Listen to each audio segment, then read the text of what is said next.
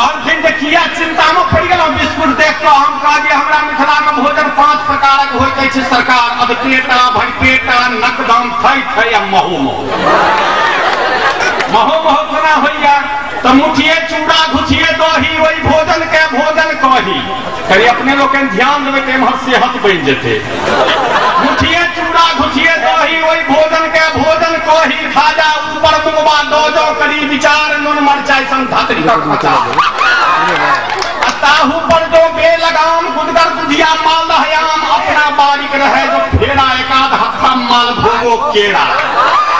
ताही न पुछबा कोन विचार तखने बुझब नीक सचार हाथ में छलिया कतरा देवी में किछु भांगल भोज बुझू भेल दंगल और धांगल देवे जखने कल्ला पर डबल खिल्ली पान देखते दुनिया की छिके मिथिला सम्मान